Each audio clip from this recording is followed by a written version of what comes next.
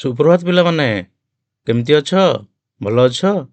ଆଚ୍ଛା ପିଲାମାନେ କହିଲ ଦେଖିବା, ତମକୁ ବିଦ୍ୟାଳୟ ଆସିବାକୁ ଭଲ ଲାଗେ? କାହିଁକି ଭଲ ଲାଗେ କୁହ? ବିଦ୍ୟାଳୟରେ ପ୍ରାର୍ଥନା ହୁଏ, ଆଉ ବିଭିନ୍ନ ପ୍ରକାର ପାଠ ପଢ଼ାଯାଏ, ଆଉ ଖେଳ ପଡ଼ିଆ ଅଛି। ଆଚ୍ଛା, ଆଉ ବଗିଚା ଅଛି। ଠିକ୍ ଅଛି। ତମମାନଙ୍କର ସାଙ୍ଗସାଥିମାନେ ମଧ୍ୟ ଅଛନ୍ତି। Very good.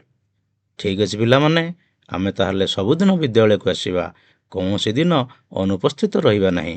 ବିଦ୍ୟାଳୟକୁ ଆସିଲେ ପାଠ ପଢ଼ିବା, ପାଠ ପଢ଼ି ବଡ଼ ମଣିଷ ହେବା। ଠିକ୍ ଅଛି ପିଲାମାନେ, ଆଜି ତାହେଲେ ଆମେ ପାଠ ପଢ଼ିବା। କେଉଁ ପାଠ ପଢ଼ିବା? ଗଣିତ ପଢ଼ିବା।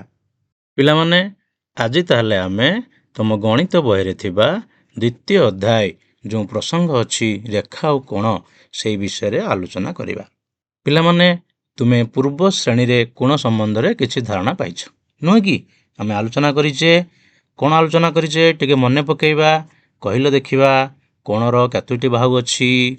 ସବୁ ଆଲୋଚନା ହେଇଛି। କେତୋଟି ବାହୁ ଅଛି? 2ଟି ବାହୁ ଅଛି। ବର୍ତ୍ତମାନ କହିଲ, କୋଣର କେତୋଟି ଶୀର୍ଷବିନ୍ଦୁ ଅଛି? କୁହ, କେତୋଟି ଶୀର୍ଷବିନ୍ଦୁ ଅଛି କୋଣର? ଗୋଟିଏ ଶୀର୍ଷବିନ୍ଦୁ ଅଛି। ଆଚ୍ଛା, କୋଣର ସଂଜ୍ଞା କିଏ କହିପାରିବ? କୋଣର ସଂଜ୍ଞା ଆମେ ପୂର୍ବ କ୍ଲାସରେ କୋଣର ସଂଜ୍ଞା ଭଲ ଭାବରେ ଆଲୋଚନା କରିଥିଲେ। ତୁମେମାନେ ମଧ୍ୟ ତୁମ ଖାତାରେ ଲେଖିଥିଲ, ମନେ ପକାଅ। କୋଣର ସଂଜ୍ଞା କ'ଣ? ସାଧାରଣ ଆଦ୍ୟ ବିନ୍ଦୁ ବିଶିଷ୍ଟ ଦୁଇଟି ରଶ୍ମି ଏକ ସରଳ ରେଖାର ଅଂଶ ହୋଇନଥିଲେ ସେମାନଙ୍କ ଦ୍ୱାରା ଯେଉଁ ଜ୍ୟାମିତିକ ଚିତ୍ର ସୃଷ୍ଟି ହୋଇଥାଏ ତାହାକୁ କୋଣ କୁହାଯାଏ। ଏହା ଆମେ କହିଥିଲେ, ମନେ ପଡ଼ୁଛି ନା ନାହିଁ? କ'ଣ ତାହେଲେ ଆମେ କହିଥିଲେ? ସାଧାରଣ ଆଦ୍ୟ ବିନ୍ଦୁ ବିଶିଷ୍ଟ ଦୁଇଟି ରଶ୍ମି ଏକ ସରଳ ରେଖାର ଅଂଶ ହୋଇନଥିଲେ ସେମାନଙ୍କ ଦ୍ୱାରା ଯେଉଁ ଜ୍ୟାମିତିକ ଚିତ୍ର ସୃଷ୍ଟି ହୋଇଥାଏ ତାହାକୁ କୋଣ କୁହାଯାଏ।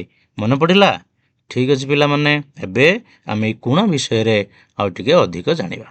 ବର୍ତ୍ତମାନ ଆମେ କେତେ ଗୁଡ଼ିଏ ପରିସ୍ଥିତିକୁ ନେଇ ଭଲ ଭାବରେ ବୁଝିବା କୋଣ ସମ୍ବନ୍ଧରେ ଆଉ କ'ଣ ସବୁ ତଥ୍ୟ ମିଳୁଛି। ଦେଖ ପିଲାମାନେ, କ'ଣ ଦେଖୁଛ ଚିତ୍ରରେ? ପିଲାଟି ତାର ବହିର ମଲାଟକୁ ଖୋଲୁଛି, ନୁହେଁ କି? ଏଇଟା ଗୋଟିଏ ପରିସ୍ଥିତି। ଦ୍ୱିତୀୟ ପରିସ୍ଥିତିରେ କ'ଣ ହେଉଛି ଦେଖ? ପିଲାଟି ତାର ବହିର ମଲାଟକୁ ଆଉ ଟିକିଏ ଅଧିକ ଖୋଲିଛି। ସମସ୍ତେ ଦେଖିପାରୁଛ ଚିତ୍ରଟି ନା ଦେଖିପାରୁନ? ପ୍ରଥମ ପରିସ୍ଥିତିରେ ପିଲାଟି ତାର ବହି ମଲାଟକୁ ଅଳ୍ପ ଖୋଲିଛି। ଦ୍ୱିତୀୟ ପରିସ୍ଥିତିରେ ପିଲାଟି ତାର ବହି ମଲାଟକୁ ଆଉ ଟିକେ ଅଧିକ ଖୋଲିଛି। ପିଲାଟି ତାର ପାଠ ବହିକୁ ଖୋଲିବା ଦ୍ୱାରା ଭିନ୍ନ ଭିନ୍ନ ପରିସ୍ଥିତି ଆଉ କ'ଣ ସବୁ ସୃଷ୍ଟି ହୋଇଛି ଆମେ ଦେଖିବା। ପରିସ୍ଥିତି ଦୁଇଟି କଥା ଆମେ କହିଲେ। ବର୍ତ୍ତମାନ ଦେଖ ଆଉ ଗୋଟିଏ ପରିସ୍ଥିତି। ଏଥିରେ କ'ଣ ହେଇଛି? ପିଲାଟି ତାର ବହି ମଲାଟକୁ ପୁରା ସିଧା କରି ଖୋଲି ଦେଇଛି, ନୁହେଁ କି? ବର୍ତ୍ତମାନ ଦେଖ କ'ଣ ହେଇଛି? ପିଲାଟି ତାର ବହି ମଲାଟକୁ ଟିକିଏ ପଛ ଆଡ଼କୁ ନେଇଛି, ନୁହେଁ କି? ବର୍ତ୍ତମାନ ଦେଖିବା କ'ଣ କରିଛି? ତାର ବହି ମଲାଟକୁ ଅଧାରୁ ଅଧିକ ଖୋଲିଛି, ନୁହେଁ କି? ବର୍ତ୍ତମାନ କ'ଣ ଦେଖୁଛେ? ତାର ବହି ମଲାଟକୁ ପୁରା ଉପର ପଟୁ ଆଣି ପଛପଟେ ପୁରା ଲଗେଇ ଦେଇଛି। ବର୍ତ୍ତମାନ ପ୍ରତ୍ୟେକ ପରିସ୍ଥିତିରେ ଉତ୍ପନ୍ନ ହୋଇଥିବା କୋଣକୁ ଆମେ ସବୁ ଲକ୍ଷ୍ୟ କରିବା। ଯେମିତି ମୁଁ ଆଲୋଚନା କଲି, ତମମାନେ ସବୁ ପ୍ରତ୍ୟେକ ପରିସ୍ଥିତିରେ ଯେଉଁ କୋଣ ଗୁଡ଼ିକ ସବୁ ଉତ୍ପନ୍ନ ହେଉଛି ତାକୁ ଆମେ ଲକ୍ଷ୍ୟ କରିବା। ପ୍ରଥମ ପରିସ୍ଥିତିରେ କ'ଣ ହେଇଛି?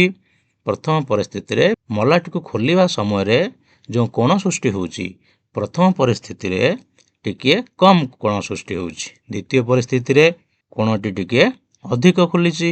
ତୃତୀୟ ପରିସ୍ଥିତିରେ ଆଉ ଟିକେ ଅଧିକ ଖୋଲିଛି। ଏହିପରି ଭାବରେ କୋଣର ପରିମାଣ ଟିକେ ଟିକେ ବଢ଼ି ବଢ଼ି ଯାଇଛି, ନୁହେଁ କି? ବର୍ତ୍ତମାନ ଆମେ ଆଗରୁ ପଢ଼ିଥିଲେ ଦୁଇଟି ରଶ୍ମି ଦ୍ୱାରା କୋଣ ସୃଷ୍ଟି ହୁଏ। କୋଣର ବାହୁ ଅଛି, କୋଣର ଶୀର୍ଷବିନ୍ଦୁ ଅଛି। ବର୍ତ୍ତମାନ ଯେଉଁ ପରିସ୍ଥିତି ଗୁଡ଼ିକ ଆମେ ଲକ୍ଷ୍ୟ କଲେ, ଏଥିରେ ତମେ ଯେଉଁ କୋଣ ସୃଷ୍ଟି ହେଲା ସେଥିରେ ବାହୁ ଓ ଶୀର୍ଷବିନ୍ଦୁ ଚିହ୍ନି ପାରିବ କି? ପୂର୍ବରୁ ଆମେ ପଢ଼ିଥିଲେ ଦୁଇଟି ରଶ୍ମି ଦ୍ୱାରା କୋଣ ସୃଷ୍ଟି ହୁଏ। ଆଦ୍ୟ ବିନ୍ଦୁ ଗୋଟିଏ ରହିବ ଏବଂ ସରଳ ରେଖାରେ ଅଂଶ ହୋଇନଥିବେ। ବର୍ତ୍ତମାନ ଯେଉଁ ସେ ବହିର ମଲାଟକୁ ଯେଉଁ ଖୋଲିଲା, ବହିର ମଲାଟ ଖୋଲିବା ଦ୍ୱାରା ଯେଉଁ 6ଟି ପରିସ୍ଥିତି ସୃଷ୍ଟି ହେଲା, 6ଟି ପରିସ୍ଥିତିରେ ଭିନ୍ନ ଭିନ୍ନ ପ୍ରକାର କୋଣ ସୃଷ୍ଟି ହୋଇଛି, ନୁହେଁ କି? ତେବେ ଏଇ ଯେଉଁ କୋଣ ସୃଷ୍ଟି ହୋଇଛି ତାର ବାହୁ ଆଉ ଶୀର୍ଷବିନ୍ଦୁ ତମେ ସୂଚିତ କରିପାରିବ କି ନାହିଁ? କରିପାରିବ? Very good. ଏଇ ଯେଉଁ ପରିସ୍ଥିତି ଗୁଡ଼ିକ ସୃଷ୍ଟି ହେଉଛି ପରିସ୍ଥିତି 1 ଆଉ ପରିସ୍ଥିତି 2। ଏଇ ଦୁଇଟି ପରିସ୍ଥିତି ମଧ୍ୟରେ କହିଲ ଦେଖିବା କେଉଁ ପରିସ୍ଥିତିରେ କୋଣଟି ବଡ଼ ହେବ? କେଉଁ ପରିସ୍ଥିତିରେ? ପରିସ୍ଥିତି 1ରେ ଥିବା କୋଣ କିମ୍ବା ପରିସ୍ଥିତି 2ରେ ଥିବା କୋଣ? କ'ଣ ଦେଖୁଛ ଚିତ୍ରରେ? ହଁ, କୁହ। ପରିସ୍ଥିତି 2ରେ ଥିବା କୋଣଟି ବଡ଼ କୋଣ ହେବ। ବୁଝିପାରୁଛ ନାହିଁ? କାହିଁକି? ପରିସ୍ଥିତି 1ରେ ପିଲାଟି ଯେଉଁ ମଲାଟି ଖୋଲିଛି ସେଥିରେ କମ୍ କୋଣ ସୃଷ୍ଟି ହେଉଛି। ପରିସ୍ଥିତି 2ରେ ପିଲାଟି ଯେଉଁ ମଲାଟି ଖୋଲିଛି ସେଥିରେ ଟିକେ ଅଧିକ କୋଣ ସୃଷ୍ଟି ହେଉଛି। ତେଣୁ ପରିସ୍ଥିତି 1 ଠାରୁ ପରିସ୍ଥିତି 2ରେ ଥିବା କୋଣର ପରିମାଣ ଅଧିକ ହେବ, ଅର୍ଥାତ୍ ପରିସ୍ଥିତି 2ରେ ବଡ଼ କୋଣ ସୃଷ୍ଟି ହେବ। ବୁଝିପାରୁଛ ସମସ୍ତେ? ଠିକ୍ ଅଛି। ବର୍ତ୍ତମାନ ଆମେ ଦେଖିବା, ଆମେ ଯେମିତି କହିଥାଉ ରେଖାର ଆକାର ଉକ୍ତ ରେଖାର ଦୈର୍ଘ୍ୟ ଉପରେ ନିର୍ଭର କରେ। ଗୋଟିଏ ରେଖାର ଆକାର ତାର ଦୈର୍ଘ୍ୟ ଉପରେ ନିର୍ଭର କରେ। ରେଖାର ଦୈର୍ଘ୍ୟ ଯେତେ ଅଧିକ ହେବ ତାର ଆକାର ସେତେ ବଢ଼ି ବଢ଼ି ଯିବ। ସେହିପରି କୋଣର ଆକାର କାହା ଉପରେ ନିର୍ଭର କରିବ? କୋଣର ଆକାର ଏହାର ଘୂର୍ଣ୍ଣନ ପରିମାଣକୁ ନେଇ ହୋଇଥାଏ। ଆମେ ଯେତେ ଅଧିକ ଘୂର୍ଣ୍ଣନ କରିବା କୋଣର ପରିମାଣ ବା କୋଣର ଆକାର ଧୀରେ ଧୀରେ ବଢ଼ି ବଢ଼ି ଯିବ। ବୁଝିପାରୁଛ ନାହିଁ ପିଲେ? ତେଣୁ ପରିସ୍ଥିତି 2ରେ ଦୁଇ ମଲାଟ ମଧ୍ୟରେ କୋଣଟି ଅଧିକ ବଡ଼ ହେଲା। କାହିଁକି?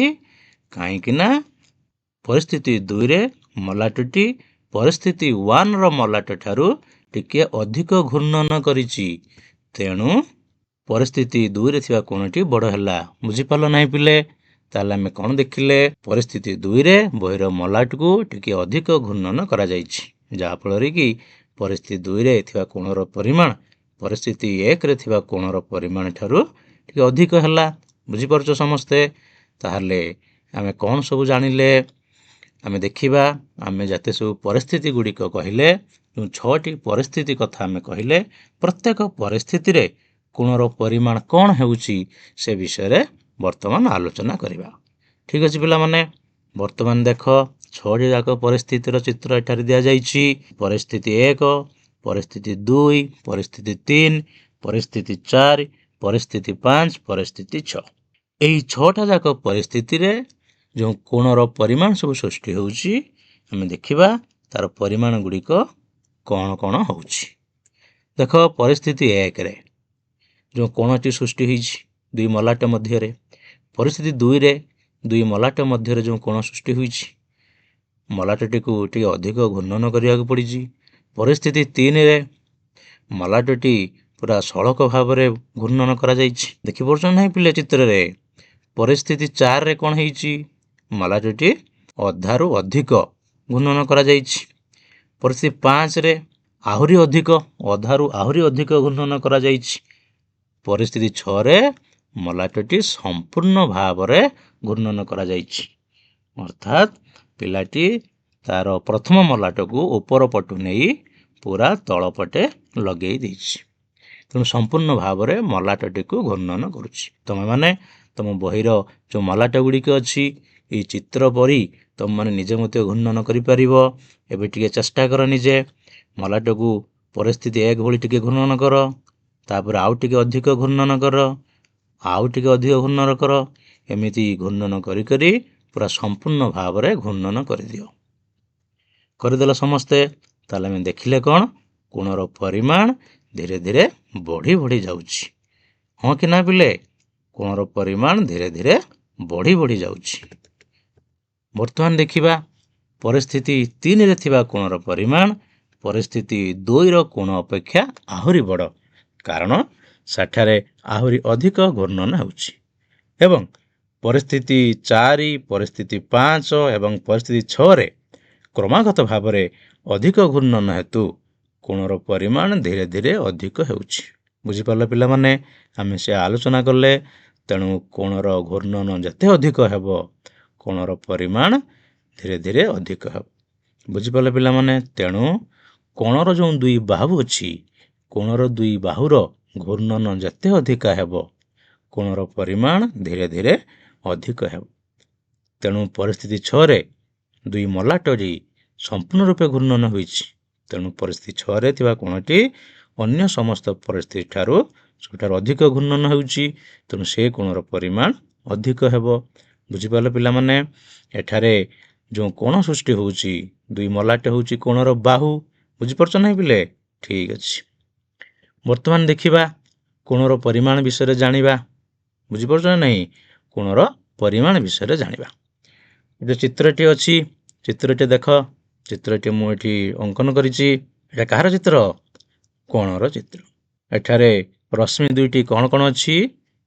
BA ରଶ୍ମି ଆଉ BC ରଶ୍ମି, ନୁହେଁ କି? BC ରଶ୍ମି ଆଉ BA ରଶ୍ମିର ଆଦ୍ୟ ବିନ୍ଦୁ ବା ସାଧାରଣ ବିନ୍ଦୁ ହେଉଛି B ବିନ୍ଦୁ। ଠିକ୍ ଅଛି। BC ହେଉଛି କୋଣର ଗୋଟିଏ ବାହୁ, BA ରଶ୍ମି ହେଉଛି ମଧ୍ୟ କୋଣର ଗୋଟିଏ ବାହୁ। ଏବଂ এই BC ରଶ୍ମିକୁ ଆମେ ଆଦ୍ୟ ସ୍ଥିତି ବୋଲି କହିବା, ରଶ୍ମିର ପ୍ରଥମ ସ୍ଥିତି ବୋଲି କହିବା। ଏଇ BC ରଶ୍ମି ପାଖରୁ BA ରଶ୍ମିର ଘୂର୍ଣ୍ଣନ ଆରମ୍ଭ ହୋଇଛି, ତେଣୁ BA ରଶ୍ମିକୁ ଆମେ ରଶ୍ମିର ଶେଷ ସ୍ଥିତି ବୋଲି କହିବା। BC ହେଉଛି ରଶ୍ମିର ଆଦ୍ୟ ସ୍ଥିତି। এই BC ରଶ୍ମି ପାଖରୁ BA ରଶ୍ମି ଘୂର୍ଣ୍ଣନ କରିଛି, ତେଣୁ BA ରଶ୍ମି ହେଉଛି ଶେଷ ସ୍ଥିତି। ବୁଝିପାରୁଛ ପିଲେ? ବର୍ତ୍ତମାନ B ବିନ୍ଦୁ ହେଉଛି ତାର ଶୀର୍ଷ ବିନ୍ଦୁ। ତେଣୁ ପ୍ରଥମ ରଶ୍ମି ସହିତ ଶୀର୍ଷ ବିନ୍ଦୁଠାରେ ଦ୍ୱିତୀୟ ରଶ୍ମିର ଘୂର୍ଣ୍ଣନ ପରିମାଣ କୋଣର ପରିମାଣ ଅଟେ। ବୁଝିପାରିଲ ପିଲାମାନେ? ଖାତାରେ ସବୁ ଲେଖିଦିଅ। ପ୍ରଥମ ରଶ୍ମି ସହିତ ଶୀର୍ଷ ବିନ୍ଦୁଠାରେ ଦ୍ୱିତୀୟ ରଶ୍ମିର ଘୂର୍ଣ୍ଣନ ପରିମାଣ ହିଁ କୋଣର ପରିମାଣ ଅଟେ। ବର୍ତ୍ତମାନ ଦେଖ ସେଇ ଚିତ୍ରଟି, ପୁଣି ସେଇ ଚିତ୍ର କ'ଣ ଦେଖିବା? ତାହେଲେ ଆମେ କ'ଣ ବୁଝିଲୁ? ଘୂର୍ଣ୍ଣନର ପରିମାଣ ହିଁ କୋଣର ପରିମାଣ।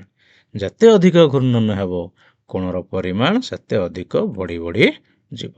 ତେଣୁ କୋଣକୁ ସୂଚାଇବା ପାଇଁ କୋଣ ଉତ୍ପନ୍ନ ହେଉଥିବା ଶୀର୍ଷବିନ୍ଦୁଠାରେ ଗୋଟିଏ ବକ୍ରରେଖା ବ୍ୟବହାର କରାଯାଏ। ଦେଖ ବକ୍ରରେଖାଟି ବ୍ୟବହାର କରାଯାଇଛି। ପିଲାମାନେ, କୋଣ ଗୁଡ଼ିକ ରଶ୍ମି ଦୁଇଟିର ଘୂର୍ଣ୍ଣନ କିମ୍ବା ମୋଡ଼ ଦ୍ୱାରା ସୃଷ୍ଟି ହୋଇଥାଏ। ଆମେ ଗୋଟିଏ ରଶ୍ମିକୁ ଯେତେ ଘୂର୍ଣ୍ଣନ କରିବା ବା ଯେତେ ମୋଡ଼ିବା, ସେତେ ଅଧିକ କୋଣ ସୃଷ୍ଟି ହେବ। ବୁଝିପାରିଲ? ତେଣୁ କୋଣ ଗୁଡ଼ିକ ରଶ୍ମି ଦୁଇଟିର ଘୂର୍ଣ୍ଣନ କିମ୍ବା ମୋଡ଼ ଦ୍ୱାରା ସୃଷ୍ଟି ହୋଇଥାଏ। କମ୍ପାସ ସାହାଯ୍ୟରେ ମଧ୍ୟ କୋଣ ଆମେ ଅଙ୍କନ କରିପାରିବା।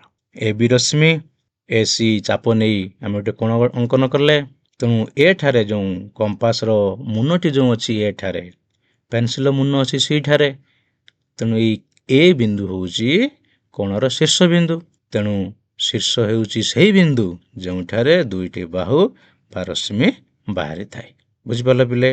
ଆସ ଦେଖିବା ବାସ୍ତବ ଜୀବନରେ ଆଉ କିଛି ଉଦାହରଣ, ଯେଉଁଥିରେ କି ଘୂର୍ଣ୍ଣନ ଦ୍ୱାରା ଦୁଇଟି ବାହୁର ଘୂର୍ଣ୍ଣନ ଦ୍ୱାରା କୋଣ ଉତ୍ପନ୍ନ ହେଉଛି। ଦେଖିବା ବର୍ତ୍ତମାନ ଏଇଟା କାହାର ଚିତ୍ର ପିଲେ? ଏଇଟା ହେଉଛି ଗୋଟିଏ କଇଁଚିର ଚିତ୍ର, ନୁହେଁ କି? ଆଚ୍ଛା, ଦେଖ କଇଁଚିର ଦୁଇଟି ବାହୁ ଅଛି, ତା ମଧ୍ୟରେ ମଧ୍ୟ ଏକ କୋଣ ସୃଷ୍ଟି ହେଉଛି। ଦେଖିପାରୁଛ ନା ନାହିଁ? ଆଚ୍ଛା, ବର୍ତ୍ତମାନ କାହାର ଚିତ୍ର ଏଇଟା ପିଲାମାନେ କୁହ? ଏଇଟା ହେଉଛି ଗୋଟେ ବାକ୍ସର ଚିତ୍ର। ଏଥିରେ ମଧ୍ୟ ବାକ୍ସର ଢାଙ୍କୁଣୀ ଆଉ ବାକ୍ସ ମଧ୍ୟରେ କୋଣ ସୃଷ୍ଟି ହେଉଛି ନା ନାହିଁ?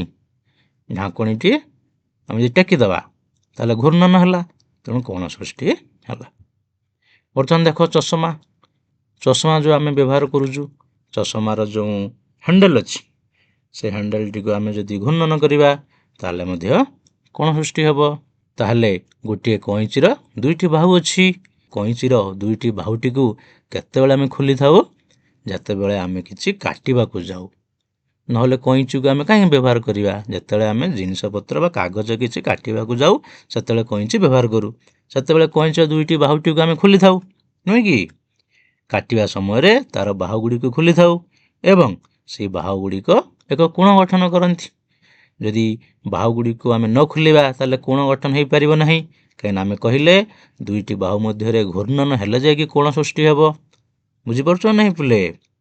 ଏବେ ତମେ ଏଇ ଯେଉଁ କଇଁଚି ଦ୍ୱାରା ଯେଉଁ କୋଣ ସୃଷ୍ଟି ହେଉଛି, ତାର ବାହୁ ଆଉ ଶୀର୍ଷବିନ୍ଦୁ ଚିହ୍ନେଇ ପାରିବ ନା ନାହିଁ? ଠିକ୍ ଅଛି। ବର୍ତ୍ତମାନ ଆମେ କ'ଣ ଦେଖିବା ପିଲାମାନେ? ତାହେଲେ ଆମେ ଯେତିକି ଆଲୋଚନା କଲେ, ତମମାନେ ସମସ୍ତ କୋଣର ବାହୁ ଆଉ ଶୀର୍ଷବିନ୍ଦୁ ଚିହ୍ନେଇ ପାରିବ ନା ଚିହ୍ନେଇ ପାରିବ ନାହିଁ? ଚିହ୍ନେଇ ପାରିବ ଏବଂ ତାର ନାମକରଣ ମଧ୍ୟ କରିପାରିବ। ପୂର୍ବ ଶ୍ରେଣୀରେ ପଢ଼ାଯାଇଛି କୋଣକୁ ତିନୋଟି ଅକ୍ଷର ଦ୍ୱାରା ନାମ କରାଯିବ। ବାହୁ ଉପରିସ୍ଥ ବିନ୍ଦୁ ଏବଂ ଶୀର୍ଷ ବିନ୍ଦୁକୁ ବ୍ୟବହାର କରାଯିବ ଏବଂ ଶୀର୍ଷ ବିନ୍ଦୁକୁ ମଝିରେ ରଖାଯିବ। ଆମେ ସବୁ ପଢ଼ିଛେ ନା ନାହିଁ, ମନେ ପକାଅ। ଏବଂ ତାର ସଂକେତ ମଧ୍ୟ ବ୍ୟବହାର କରିପାରିବ, କୋଣର ସଂକେତ। ବର୍ତ୍ତମାନ ଦେଖିବା ଆଉ କିଛି ଉଦାହରଣ। ଦେଖ, ଏଇଟା ଦେଖିଛ କ'ଣ? ଏଇଟା ଟଙ୍କା ରଖିବା ପର୍ସ। ତମର ବାପା ମାନେ ୟୁଜ୍ କରନ୍ତି ଟଙ୍କା ରଖିବା ପର୍ସ, ନୁହେଁ କି? ବାପା, ଭାଇ ଏମାନେ ସବୁ ୟୁଜ୍ କରନ୍ତି, ଦେଖିଥିବ। ଏଥିରେ ମଧ୍ୟ ଦୁଇଟି ବାହୁ ଅଛି। ଏଇଟା ଦେଖିଛ, ଏହାର ବ୍ୟବହାର ତମେ ମଧ୍ୟ କରୁଛ। ଏହାର ନାଁ କ'ଣ? ଏହାର ନାଁ ହେଉଛି ଷ୍ଟାପ୍ଲର। ଏଥିରେ ମଧ୍ୟ ଦୁଇଟି ବାହୁ ଅଛି, ଏଥିରେ ମଧ୍ୟ ଘୂର୍ଣ୍ଣନ ହେଉଛି। ଦେଖ, ତାହେଲେ ଆମେ ଯେଉଁ ଉଦାହରଣ ଗୁଡ଼ିକ ଆଲୋଚନା କଲେ, ବାକ୍ସ, ଟଙ୍କା ରଖିବା ପର୍ସ, ଷ୍ଟାପ୍ଲର ଆଉ ଚଷମା, ଏ ପ୍ରତ୍ୟେକ ଗୋଟିଏ ଗୋଟିଏ କୋଣ ସୃଷ୍ଟି କରୁଛନ୍ତି, ଘୂର୍ଣ୍ଣନ ଦ୍ୱାରା କୋଣ ସୃଷ୍ଟି କରୁଛନ୍ତି। ତେଣୁ ଏଠାରେ ଆମେ କ'ଣ ଲକ୍ଷ୍ୟ କରିବା? ପ୍ରତ୍ୟେକ କ୍ଷେତ୍ରରେ ଗୋଟିଏ ବାହୁକୁ ଅନ୍ୟ ବାହୁ ସହିତ ଘୋରାଇବା ଦ୍ୱାରା ହିଁ କୋଣ ସୃଷ୍ଟି ହୋଇଥାଏ। ବୁଝିପାରିଲ ସମସ୍ତେ? ତାହେଲେ ଏବେ ତୁମ ପାଇଁ କିଛି କାର୍ଯ୍ୟ କ'ଣ କରିବା ଆମେ? ଦେଖ, ତଳେ ଯେଉଁ ଚିତ୍ର ଗୁଡ଼ିକ ଦିଆଯାଇଛି, ସେ ଚିତ୍ର ଗୁଡ଼ିକରେ ତମେ କୋଣ ଗୁଡ଼ିକ ସବୁ ଖୋଜିପାରିବ ନା ନାହିଁ? ଖୋଜିପାରିବ ସମସ୍ତେ? ଗୋଟିଏ ସାଇକେଲ ଚିତ୍ର ଦିଆଯାଇଛି, ଏଠାରେ ଗୋଟିଏ ସଂରଚନାଟିଏ କରାଯାଇଛି। এই ଦୁଇଟି ଚିତ୍ରରେ ତମେ ଯେଉଁ କୋଣ ଗୁଡ଼ିକ ଅଛି, ସେ କୋଣ ଗୁଡ଼ିକ ସବୁ ଖୋଜିପାରିବ, ତାର ଶୀର୍ଷ ବିନ୍ଦୁର ନାମ ଦେଇପାରିବ, ତାର ବାହୁ ଗୁଡ଼ିକ ମଧ୍ୟ ସବୁ ଚିହ୍ନେଇ ପାରିବ, ନୁହେଁ କି? ସାଇକେଲଟିକୁ ଦେଖ, ସାଇକେଲ ଚିତ୍ରରେ କେତୋଟି ବିନ୍ଦୁ ଅଛି? ଏ, ବି, ସି ଆଉ ଡି, ଚାରୋଟି ବିନ୍ଦୁ ଅଛି। କେତୋଟି କୋଣ ଅଛି? ଦୁଇଟି କୋଣ ଅଛି, ନାହିଁ କି? ଶୀର୍ଷ ବିନ୍ଦୁ କ'ଣ ଅଛି? ଡି ଅଛି, ନାହିଁ କି? ରଶ୍ମି କ'ଣ ଅଛି? ଡି ଏ ରଶ୍ମି, ଡି ବି ରଶ୍ମି, ଡି ସି ରଶ୍ମି, ତିନୋଟି ରଶ୍ମି ଅଛି। ତେଣୁ ତିନୋଟି ରଶ୍ମି ଦ୍ୱାରା ଡି ଶୀର୍ଷ ବିନ୍ଦୁରେ ଦୁଇଟି କୋଣ ସୃଷ୍ଟି ହେଉଛି। ତେଣୁ ଏଠି ଯେତେବେଳେ ଆମେ କୋଣକୁ ନାମିତ କରିବା, ଆଉ କେବଳ ଶୀର୍ଷ ବିନ୍ଦୁକୁ ନେଇ ନାମିତ କରିପାରିବା ନାହିଁ, କାହିଁକିନା ଏଠି ଗୋଟିଏ ଶୀର୍ଷ ବିନ୍ଦୁରେ ଦୁଇଟି କୋଣ ସୃଷ୍ଟି ହେଉଛି। ତେଣୁ ଏ କ୍ଷେତ୍ରରେ ଆମେ ତିନୋଟି ଅକ୍ଷରକୁ ନେଇ କୋଣକୁ ନାମିତ କରିବା। ବୁଝିପାରୁଛ ପିଲେ? ସେହିପରି ଦ୍ୱିତୀୟ ଚିତ୍ରରେ ତମେ ନିଜେ ନାମ ଦିଅ ଏବଂ ନିଜେ ନାମ ଦେଇ କୋଣର ନାମକରଣ କର। କୋଣର ବାହୁ, କୋଣର ଶୀର୍ଷ ବିନ୍ଦୁ, ଏହିସବୁ ତମେ ଚିହ୍ନାଅ। ପାରିବ ପିଲେ? Very good. ବର୍ତ୍ତମାନ ଦେଖିବା, ଯେକୌଣସି ଗୋଟିଏ କୋଣ ଅଙ୍କନ କର ଏବଂ କୋଣର ଶୀର୍ଷ ବିନ୍ଦୁ, ବାହୁ ଓ କୋଣର ନାମକରଣ କର। ତମେ ନିଜେ ନିଜ ମନରୁ, ନିଜ ଇଚ୍ଛାରେ ଯେକୌଣସି ଗୋଟିଏ କୋଣ ଅଙ୍କନ କର ଏବଂ ତମ ଇଚ୍ଛା ଅନୁସାରେ ତାର ଶୀର୍ଷ ବିନ୍ଦୁ, ତାର ବାହୁ ଓ କୋଣକୁ ନାମକରଣ କର। ବର୍ତ୍ତମାନ ଦୁଇଟି ରଶ୍ମି ନିଅ, ଗୋଟିଏ ହେଉଛି ଏସ୍ ଟି ରଶ୍ମି ଆଉ ଗୋଟିଏ ହେଉଛି ଏସ୍ ଆର୍ ରଶ୍ମି, ନାହିଁ କି? ମୁଁ କରିଦେଉଛି ଚିତ୍ରଟିଏ। ଦେଖ, ରଶ୍ମିଟିଏ ନେଲି, ତାର ନାମ ଦେଲି ଏସ୍ ଟି। ପୁଣି ଆଉ ଗୋଟେ ରଶ୍ମି ନେଲି, ତାର ନାମ ଦେଲି ଏସ୍ ଆର୍। ବର୍ତ୍ତମାନ ଏଇ ଯେଉଁ ଏସ୍ ଟି ଆଉ ଏସ୍ ଆର୍ ରଶ୍ମି ଗୋଟେ କୋଣ ସୃଷ୍ଟି କଲେ ନା ନାହିଁ? ଚିତ୍ରଟି ଅଙ୍କନ କଲେ ସମସ୍ତେ। ତମେ ଏବେ ନିଜେ ତାର ନାମକରଣ କର। ପାରିବ? ବର୍ତ୍ତମାନ ଦେଖିବା, ଦେଖ ସମସ୍ତେ ଆଉ ଗୋଟେ ଚିତ୍ର, ନାହିଁ କି? ଦେଖିପାରୁଛ? ଶୀର୍ଷ ବିନ୍ଦୁ କିଏ? ପି। କେତୋଟି ରଶ୍ମି ଅଛି? ତିନୋଟି ରଶ୍ମି ଅଛି। କ'ଣ? ପି ଏ ରଶ୍ମି, ପି ବି ରଶ୍ମି ଆଉ ପି ସି ରଶ୍ମି, ନୁହେଁ କି? ତାହେଲେ ଏଇ ତିନୋଟି ରଶ୍ମି ପି ବିନ୍ଦୁଠାରେ ଦୁଇଟି କୋଣ ସୃଷ୍ଟି କରୁଛନ୍ତି। ବର୍ତ୍ତମାନ କୁହ, କେଉଁ କୋଣ ସୃଷ୍ଟି ହେଲା? ପି ବିନ୍ଦୁଠାରେ ଦୁଇଟି କୋଣ ସୃଷ୍ଟି ହେଉଛି, କୋଣ ଏ ପି ସି କୋଣ। ପୂର୍ବରୁ ଆମେ କହିଲେ, ଯଦି ଗୋଟିଏ ଶୀର୍ଷ ବିନ୍ଦୁରେ ଦୁଇଟି କୋଣ ସୃଷ୍ଟି ହେବ, ତାକୁ ତିନୋଟି ଅକ୍ଷର ଦ୍ୱାରା ନାମକରଣ କରିବା। ତେଣୁ ଏଠି ଯେହେତୁ ଦୁଇଟି କୋଣ ସୃଷ୍ଟି ହୋଇଛି, ଆମେ ଏ ପି ସି କୋଣକୁ ପି କୋଣ ଭାବରେ ଲେଖିପାରିବା କି? ନାହିଁ। କାହିଁକି ଲେଖିପାରିବା ନାହିଁ? କୁହ ସମସ୍ତେ। ଆଲୋଚନା ହୋଇଛି। କାରଣ ପି ବିନ୍ଦୁ ହେଉଛି ଦୁଇଟି କୋଣର ଶୀର୍ଷ ବିନ୍ଦୁ। ତେଣୁ ଏପରି ପରିସ୍ଥିତିରେ ଆମେ ତିନୋଟି ବିନ୍ଦୁ ନେଇ କୋଣର ନାମକରଣ କରିବା, ଯଥା କୋଣ ଏ ପି ବି ଓ କୋଣ ବି ପି ସି। ବୁଝିପାରୁଛ ନା ନାହିଁ? ସେମିତି ତାର ଉଲ୍ଟା ପଟେ ମଧ୍ୟ ନାମିତ କରିପାରିବା, କୋଣ ବି ପି ଏ ଏବଂ କୋଣ ସି ପି ବି। ବୁଝିପାରୁଛ? ସମସ୍ତେ ନାମକରଣ କରିପାରିବ? Very good. ବର୍ତ୍ତମାନ ଦେଖିବା ପିଲାମାନେ PQ ରଶ୍ମି ଓ PR ରଶ୍ମିକୁ ବାହୁ ରୂପେ ନେଇ ଏକ କୋଣର ଚିତ୍ର ଅଙ୍କନ କର ଓ ତାର ନାମକରଣ କର। ପାରିବ ସମସ୍ତେ? PQ ରଶ୍ମି ଅଙ୍କନ କର, PR ରଶ୍ମି ଅଙ୍କନ କର, ତାକୁ ନେଇ ଯେଉଁ କୋଣଟି ସୃଷ୍ଟି ହେଉଛି ତାର ନାମକରଣ କର। ଠିକ୍ ଅଛି ପିଲାମାନେ, ବର୍ତ୍ତମାନ ଦେଖିବା ଆଉ ଗୋଟେ ଚିତ୍ର ଦେଖିବା।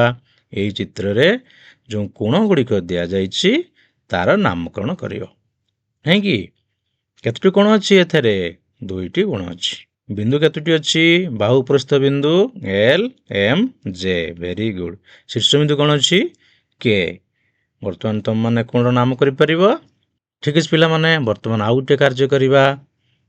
ତମେମାନେ ଗୋଟିଏ କାଗଜ ପୃଷ୍ଠାରେ ଯେକୌଣସି 4ଟି ବିନ୍ଦୁକୁ ନେବ ଏବଂ ସେ 4ଟି ବିନ୍ଦୁକୁ ଏପରି ଚିହ୍ନିତ କରିବ ଯେପରି ସେମାନଙ୍କ ମଧ୍ୟରୁ କୌଣସି 3ଟି ବିନ୍ଦୁ ଗୋଟିଏ ସରଳ ରେଖାରେ ନଥିବେ। ବୁଝିପାରୁଛ ନା ନାହିଁ? ଠିକ୍ ଅଛି, ଆମେ ଆଲୋଚନା କରିବା। 4ଟି ବିନ୍ଦୁ ଆମେ ନେବା।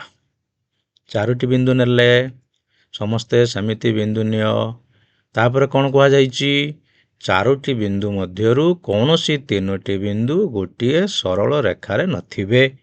ତେଣୁ ଯେଉଁ 4ଟି ବିନ୍ଦୁ ମୁଁ ଏଠାରେ ଅଙ୍କନ କରିଛି, କୌଣସି 3ଟି ବିନ୍ଦୁ ଗୋଟିଏ ସରଳ ରେଖାରେ ଅଛନ୍ତି କି? ନାହାନ୍ତି। ତମମାନେ ସମସ୍ତେ ନିଜ ନିଜ ଖାତାରେ କଲ? ଠିକ୍ ଅଛି। ବର୍ତ୍ତମାନ କ'ଣ କରିବା? ବିନ୍ଦୁ ଗୁଡ଼ିକୁ A, B, C, D ଭାବରେ ନାମିତ କରିବା। ନାମିତ କରିଦିଅ ସମସ୍ତେ। ମୁଁ ସେମିତି ନାମିତ କରିଛି। A ବିନ୍ଦୁ, B ବିନ୍ଦୁ, C ବିନ୍ଦୁ, D ବିନ୍ଦୁ। ବୁଝିପାରୁଛ? ବର୍ତ୍ତମାନ କ'ଣ କରିବା? ଯେକୌଣସି 2ଟି ବିନ୍ଦୁ ମଧ୍ୟ ଦେଇ ସମସ୍ତ ସମ୍ଭାବ୍ୟ ସରଳ ରେଖା ଅଙ୍କନ କର। ଆମେ ଏହା ପୂର୍ବରୁ ପଢ଼ିଛେ 2ଟି ବିନ୍ଦୁ ମଧ୍ୟ ଦେଇ ଗୋଟିଏ ଏବଂ କେବଳ ଗୋଟିଏ ମାତ୍ର ସରଳ ରେଖା ହିଁ ଅଙ୍କନ କରାଯାଇପାରିବ। ତେଣୁ 2ଟି ବିନ୍ଦୁ, ଏ ଟୋଟାଲ ଏଠି 4ଟି ବିନ୍ଦୁ ଅଛି। ତମେ ଯେକୌଣସି 2ଟି ବିନ୍ଦୁ ନେଇ ଯେତେ ସରଳ ରେଖା ଅଙ୍କନ କରାଯାଇପାରିବ ଅଙ୍କନ କର। ଅଙ୍କନ କର ସମସ୍ତେ। ଅଙ୍କନ କଲ? କେତୋଟି ସରଳ ରେଖା ଅଙ୍କନ କଲ? ଅଙ୍କନ କରୁଛ? କର। ବର୍ତ୍ତମାନ କ'ଣ କରିବ? ସେଗୁଡ଼ିକର ନାମ ଦେବ। ଯେଉଁ ସରଳରେଖା ଗୁଡ଼ିକ ଅଙ୍କନ କଲ ସେଗୁଡ଼ିକର ନାମ ଦେବ। ବର୍ତ୍ତମାନ କ'ଣ କରିବ? A, B, C ଆଉ D କୁ ବ୍ୟବହାର କରି ତୁମେ ବିଭିନ୍ନ କୋଣର ନାମ ଦିଅ। କେତୋଟି କୋଣ ସୃଷ୍ଟି ହେଉଛି ଆମେ ଦେଖିବା। ସମସ୍ତେ ନାମ ଦିଅ। ଠିକ୍ ଅଛି ପିଲାମାନେ। ଏବେ ପିଲାମାନେ ତମମାନଙ୍କ ପାଇଁ ଗୃହ କାର୍ଯ୍ୟ। ତମେ ଗୋଟିଏ ସରଳ ରେଖାରେ ନଥିବା ଯେକୌଣସି 3ଟି ବିନ୍ଦୁକୁ ଖାତାରେ ଚିହ୍ନିତ କରିବ ଏବଂ ସେମାନଙ୍କର ନାମ A, B ଓ C ଦେବ। ଯେକୌଣସି 2ଟି ବିନ୍ଦୁକୁ ସଂଯୋଗ କରି ସମସ୍ତ ସମ୍ଭାବ୍ୟ ସରଳ ରେଖା ଅଙ୍କନ କରିବ। ବୁଝୁଛ ନାହିଁ? ସେଗୁଡ଼ିକର ନାମକରଣ କରିବ ଏବଂ A ବିନ୍ଦୁ, B ବିନ୍ଦୁ, C ବିନ୍ଦୁକୁ ବ୍ୟବହାର କରି ସମସ୍ତ କୋଣର ନାମକରଣ କରିବ। ପାରିବ ନାହିଁ ପିଲେ? ଏଇଟା ଗୃହ କାର୍ଯ୍ୟ। ଏଇଟା ସମସ୍ତେ ଘରେ କରିବ। ପିଲାମାନେ, ଆଜି ଆମେ କୋଣର ପରିମାଣକୁ ନେଇ ଯେଉଁ ଆଲୋଚନା କଲେ, ମୁଁ ଭାବୁଛି ତୁମେମାନେ ସମସ୍ତେ ବୁଝିପାରିଥିବ। ସମସ୍ତଙ୍କୁ ଆଜି ପାଠଟି କେମିତି ଲାଗିଲା? ଭଲ ଲାଗିଲା? ଠିକ୍ ଅଛି ପିଲାମାନେ, ଆମେ ଆଗାମୀ ଅଧ୍ୟାୟରେ ଆଉ ଗୋଟେ ନୂତନ ତଥା ମଜାଳିଆ ପାଠ ନେଇକି ଆସିବା ଏବଂ ସେ ବିଷୟରେ ଆଲୋଚନା କରିବା। ତୁମମାନଙ୍କୁ ଯେଉଁ ଗୃହ କାର୍ଯ୍ୟଟି ଦେଇଛି ତାକୁ ଭଲ ଭାବରେ କରିବ। ଯଦି ଗୃହ କାର୍ଯ୍ୟ କରିବାରେ କିଛି ଅସୁବିଧା ହେଲା ତାହେଲେ ମୋତେ ପୁଣି ଥରେ ପଚାରିବ।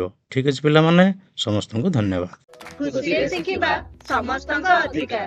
ନମସ୍କାର।